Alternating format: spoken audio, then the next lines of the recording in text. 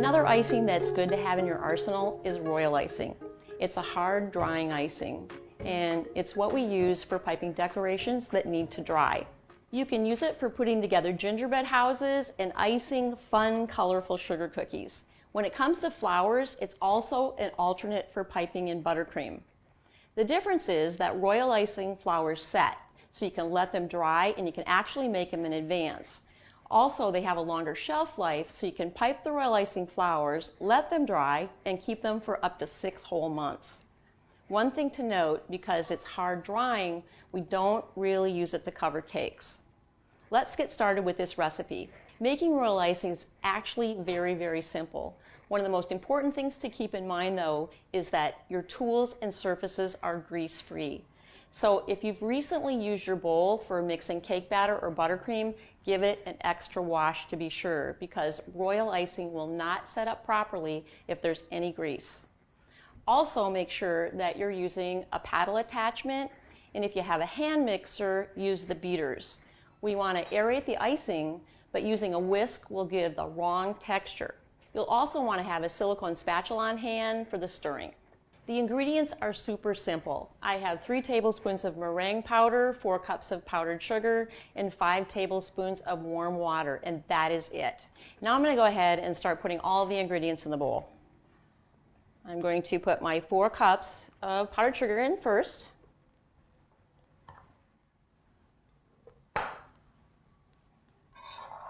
Make sure my cup is full here. I think that's pretty good. And then my meringue powder is already pre-measured, and again, this is 3 tablespoons. And then I'll be measuring 5 tablespoons of warm water.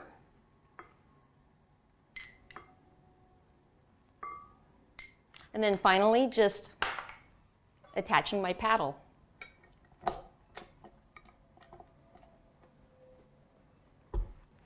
Now I'm going to go ahead and beat this on low speed for 7 to 10 minutes, but I'm going to start it really slow because you're going to see here that the powdered sugar will kind of puff up, so you want to kind of go slowly with it at first.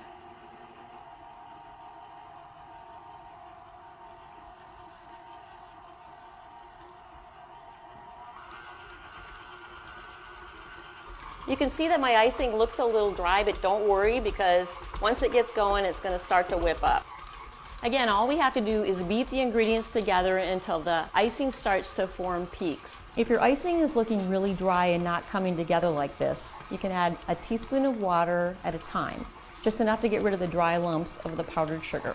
It's been about 6 minutes, and look how fluffy this is. If your icing is still looking a little flat, you can switch to medium speed, and I'm going to let this go for 1 more minute. It's been about 8 minutes, and I think my royal icing is pretty much done. Normally this takes about 7 to 10 minutes on low speed with a heavy-duty mixer, and about 10 to 12 minutes on high speed if you're using a hand mixer. That's a really long time to have your hand mixer running on high. And this icing gets really thick, as you've seen. So if you start seeing your hand mixer struggling, you may want to pause and let it rest a little bit, but not for too long, because this icing will deflate. You know that your royal icing is done when the icing looks very matte, and I'm going to take out the paddle and check right now. When you check the consistency with your whip, you're going to get stiff peaks. See how this peak doesn't even bend? It's staying put. And that's it. This is about 3 cups of stiff consistency icing. This is going to work really well for decorations like roses and making upright petals. But if you're going to use it for borders and drop flowers, you're going to need to thin this down a bit. I'll have more information on that in the royal icing consistency video. You've noticed that I covered my bowl with a damp cloth. It's really important because royal icing will crust over very quickly, and you want to make sure it's always covered. You need a damp cloth because that will create a humid environment in the bowl so that the royal icing surface stays wet. I want to talk quickly about an ingredient that I mentioned that might not be familiar to you, which is meringue powder. Traditionally, royal icing is made with raw egg whites. Meringue powder is shelf stable, meaning you won't have any food safety issues of using raw egg whites. Meringue powder, however, is not the same as dried egg whites, which is also called egg white powder. You will not get the same results if you use it. Meringue powder is typically hard to find in grocery stores. You'll have better luck with stores that have a dedicated baking and cake decorating aisle, like craft stores, and sometimes the big box stores might carry it too. This royal icing recipe is a great base for your favorite flavorings. I recommend this especially if you're using this as a cookie icing. On its own, this is really just straight up sugar. If you choose to add flavor, make sure you check it first that it doesn't have oil listed in the ingredients, because that's going to break down your royal icing. You can add flavorings to taste, but be mindful not to add so much liquid that it affects the consistency of your icing. If you like a lot of flavor, you may want to substitute some of the water in the icing recipe with your flavoring. You may also want to think about using the Treatology flavors, because it's designed especially for decorating. Because these flavors are concentrated, you only need to use just a few drops and it won't mess with the consistency of your icing.